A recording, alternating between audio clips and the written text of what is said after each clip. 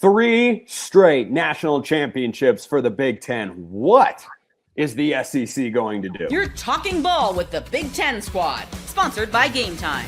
From USC to Ohio State, from Michigan to Oregon, from Nebraska to Washington, it's the local experts of the Locked On Podcast Network bringing you scoops, breakdowns, and the most comprehensive preview of the upcoming Big Ten weekend. No hurt feelings and thin skin allowed. Squad up, you're part of the Big Ten Squad. Happy Thursday, everybody. Welcome to this week's Locked On Big Ten Squad. I'm Spencer McLaughlin, your host. I've got Mark Culkin of Locked On USC and Roman Tomashoff of Locked On Huskies. We are a small group, but we are indeed mighty, and we're just going to come out and say it.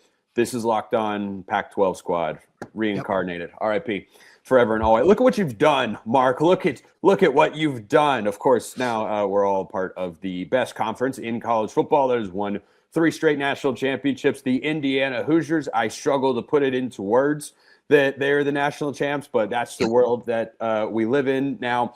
And we'll talk about what the Big Ten might look like power rankings-wise for 2026. So, Mark, why don't you start us off? What is the SEC going to do? Because the Big Ten seems to just run the sport now, and all the inherent bias and benefit of the doubt and all the stuff the SEC has gotten for years, it's very clear you can't give that anymore, and you've got to give it to the Big Ten, right? Sure.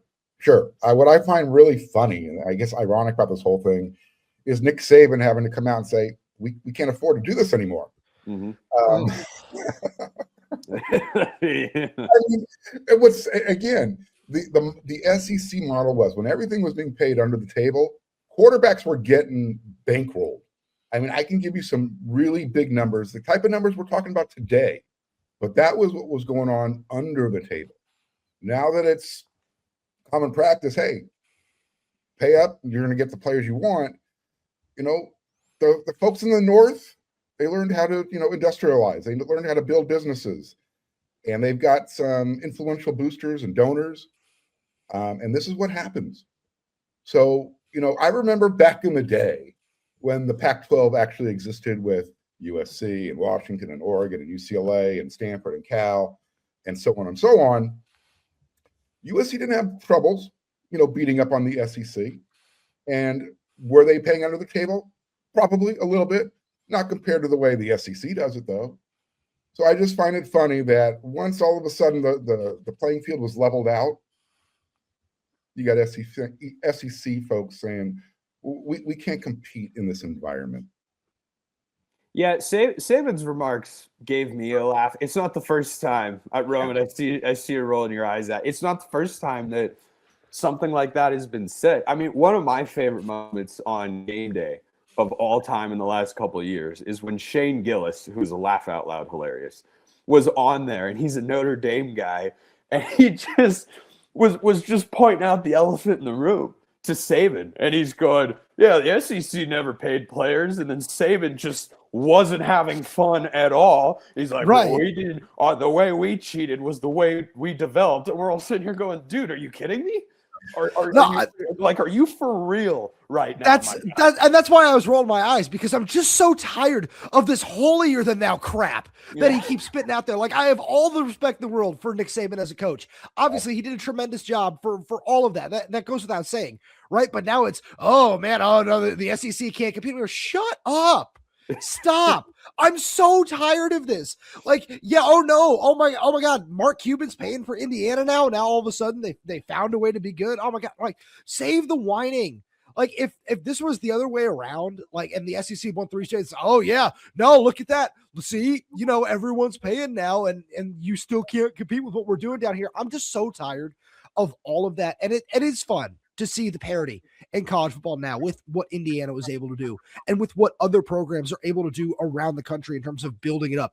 I think we're getting a little tired of the Texas Techs of the world, if you will, that are taking that a little too far in one direction.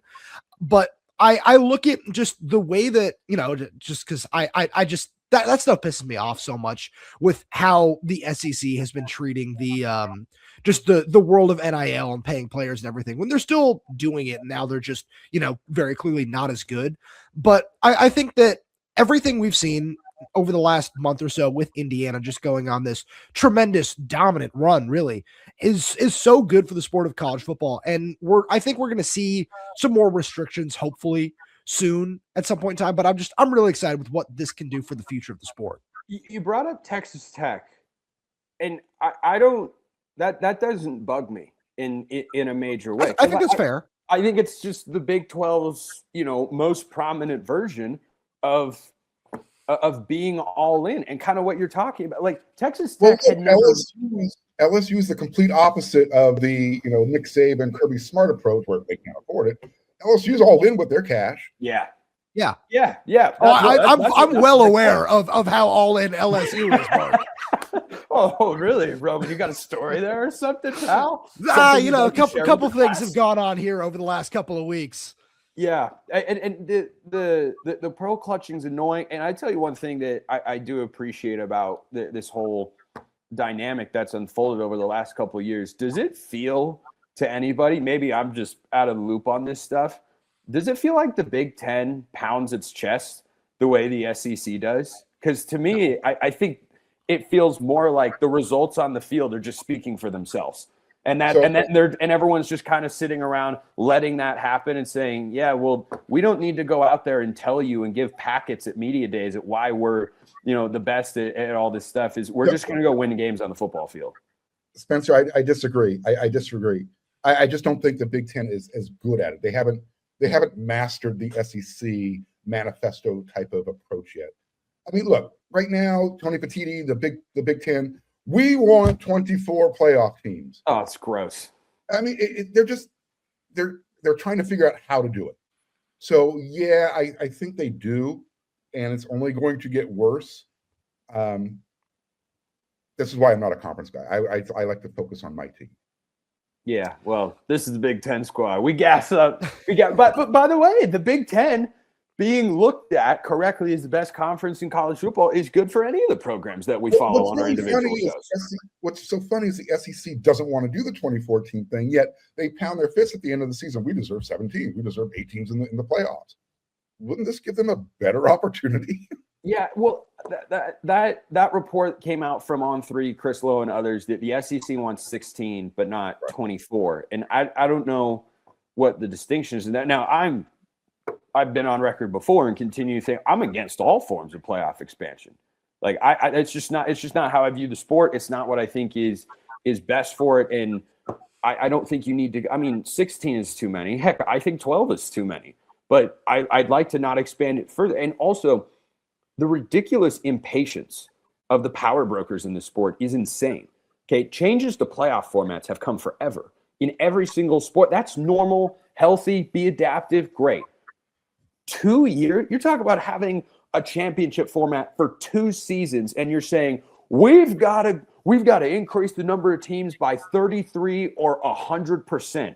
Those are the options. Like, could we at least have the 12 team for 5 years? Could we? That's what I would like to see. Could we run this for 5 years and then figure out if it needs to expand further? That's what I would like to see. Did the NCAA tournament improve when they added in the play-in games and when they went from 64 to 69 or whatever? Yeah, I actually think it did. It didn't fundamentally change the awesomeness of it, but I like it. It's fun. I agree. So one more Cinderella gets a chance to win a game and make some money for their sport. Yeah. That's really what it comes down to. Yeah. Okay. But I think that I don't know if that's necessarily the best example here, Mark, just because it's just so fundamentally different of you're playing into the tournament itself versus, oh yeah, you can actually claim yourself as a college football playoff team where, like, how often have we seen those first 4 teams, if you will, from the now field of 68, like actually not necessarily, because like Washington on the women's side was one of them last year, where it's like, it's kind of weird to even claim it as an NCAA tournament appearance if you don't win that game versus, oh, okay, yeah, we're adding 4 more teams to college football playoff, and now, hey, all of a sudden, yeah, we were a playoff team last year. We were the 15 seed or whatever. I feel like that's a very different discussion. Yeah, I mean, a first 4 team has won a game in the first round of the tournament, I think, just about every single year since they introduced it. And UCLA made a run to the Final Four as a first 4 team as I think it was an 11 seed a few years ago. Mark doesn't want to hear about that, but the way I see that is kind of the way I'd see adding even 4 more teams to the field. Like, okay, yeah, sure, it'd be kind of fun in the playoff format, which is, again, not how I view the sport. But if you took away the first four from the NCAA tournament, I'm still dialed into that event. If you don't expand the playoff, it's still good enough as is, which is why I just look at it and go, boy, we're just so eager to have more playoff games. Maybe it would result in fixing the calendar. That's a different conversation. But when we get back, could there be a fourth different team to win the national championship in the Big Ten in 4 years? We'll talk about that and more on today's Locked On Big Ten Squad. That one is the open.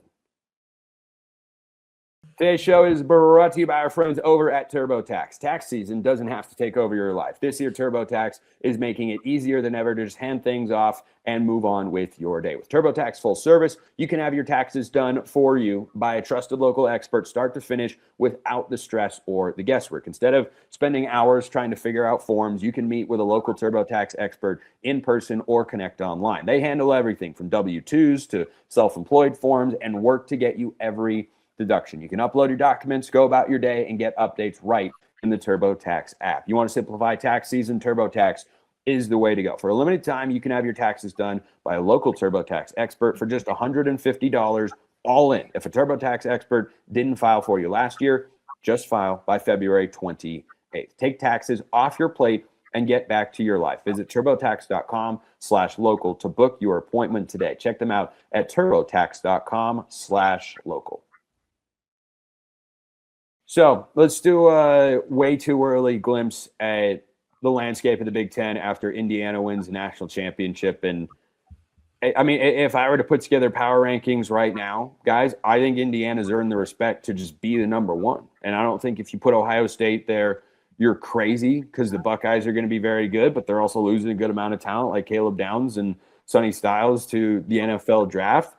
But as crazy as it is to say and just kind of process, Indiana's the best program in the Big Ten right now, right, Mark?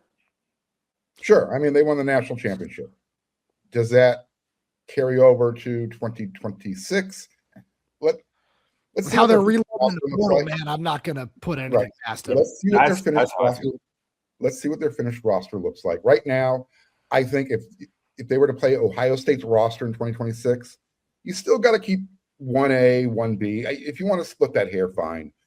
But there's going to be there's going to be 4 teams at least in the conference that has a shot at making the playoffs again in 2026. Yeah, I think, you look at what Oregon will have coming back. They're going to be right in the thick of it. What Ohio State will have coming back, certainly expect them to be a playoff. To Indiana as well. And there were 3 Big Ten teams in the playoff this year, right? Michigan with Kyle Whittingham, USC with Jaden Maiava back. If Washington gets a locker room together, I was waiting for you to actually want to say the name Washington. No, I mean it's not impossible. I mean they're on a good trajectory right now. I tell you my favorite early offseason Washington stat, Roman. 3 straight years, the Big Ten national champion is going to go play a conference game at Husky Stadium. I mean, season ticket holders getting their money's worth in Seattle.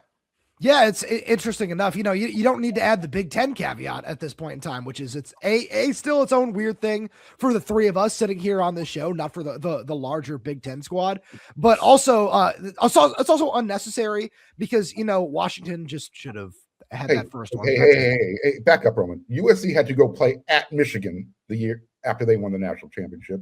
USC will be playing at Indiana this year after they just won the national championship, and they're going to be hosting Ohio State, who I think won it the year before those 2. So, yeah, but they didn't come to Washington directly after winning, and I was also just lamenting and being mad that Washington didn't. It seems like the West Coast schools are saying, "Hey, welcome to the Big." Yeah, certainly, especially after what Mick Cronin's saying on the basketball side of things right before we pressed record on this. Dude, that's one of the funniest things. I'm sorry.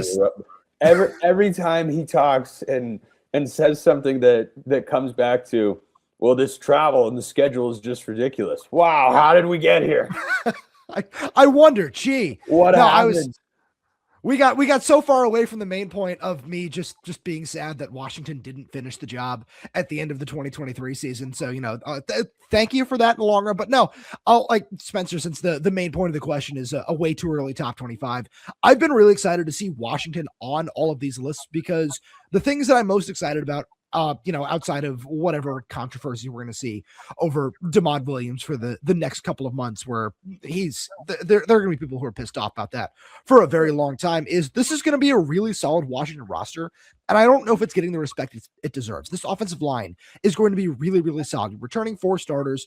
You're bringing in a 5-star true freshman. One of the guys who might start at redshirt freshman Champ Talialia is going to just give Washington a major physical boost along the interior of the offensive line. And then after re-signing Ryan Walters, giving him a raise, I think that this defense can take another step forward in 2026. And if you're able to do all that and find a reliable number 1 pass catcher with Denzel Boston out the door, I think that Washington can absolutely be in this discussion of a team that can sneak in the back end of the playoff. Mark, what do you think about USC's chances to make the playoff? And by the way, you mentioned that Ohio State game. It's also worth pointing out. Has anyone seen Ohio State's schedule for next year?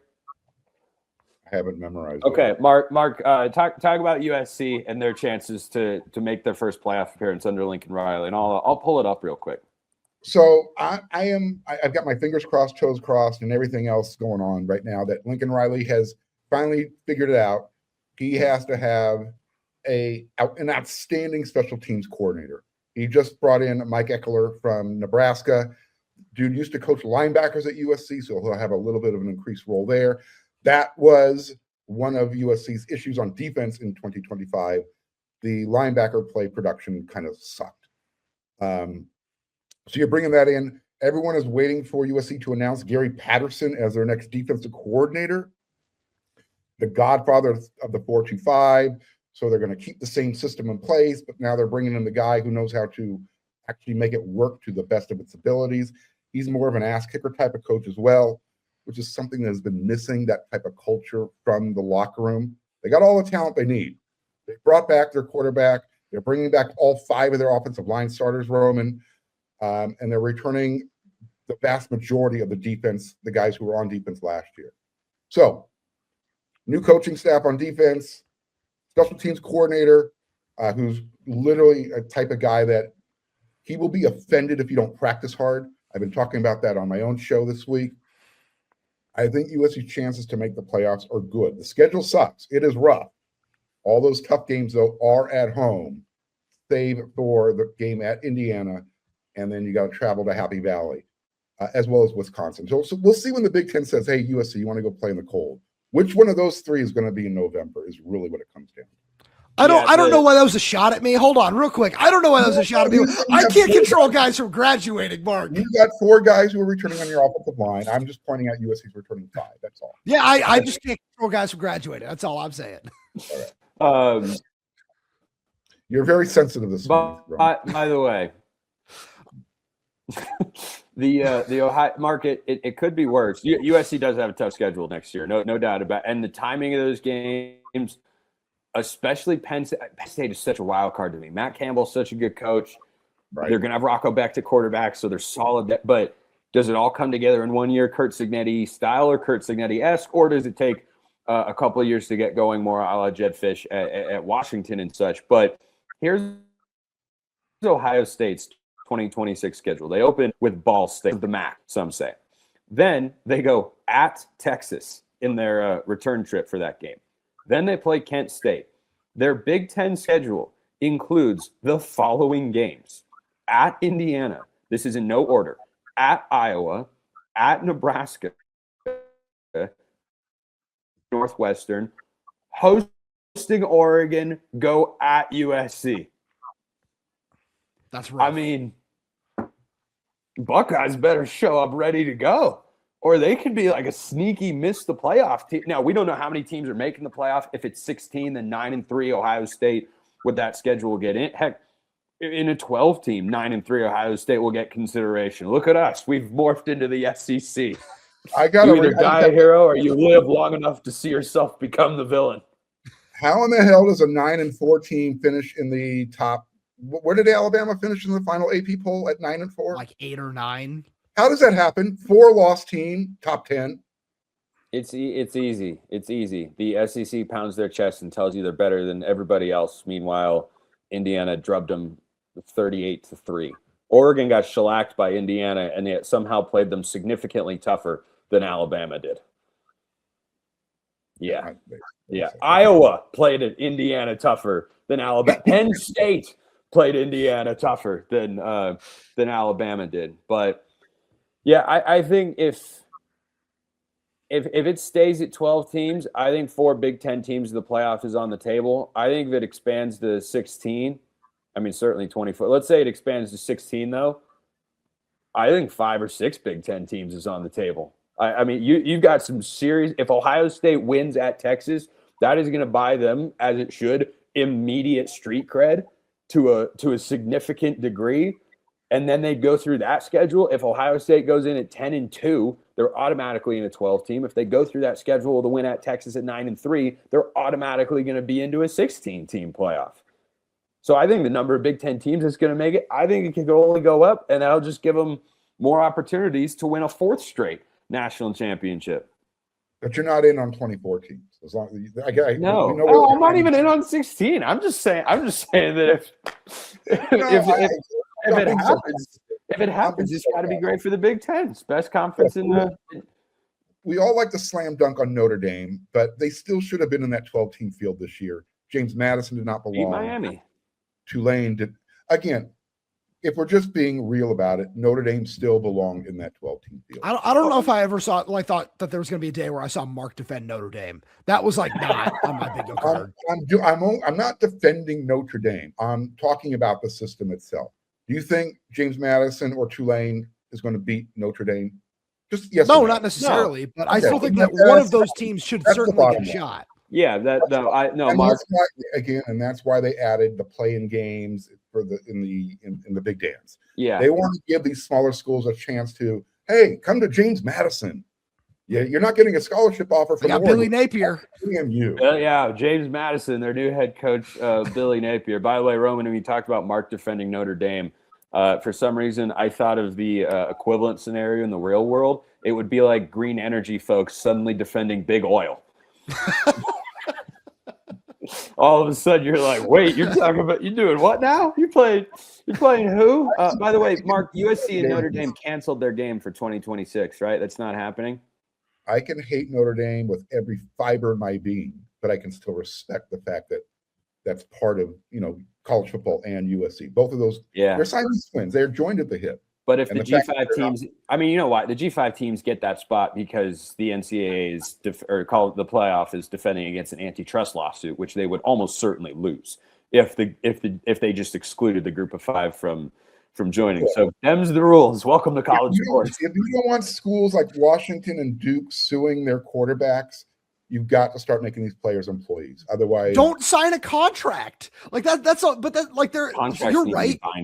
You're absolutely right that they need to be treated like employees, but also like if you think that there is going to be a situation where maybe you're going to enter the transfer portal for one reason or another, don't sign a contract 96 hours before being like, oh, okay, they're upping their offer. Yeah, I'm just going to act like this doesn't exist. Yeah, like that's a whole separate.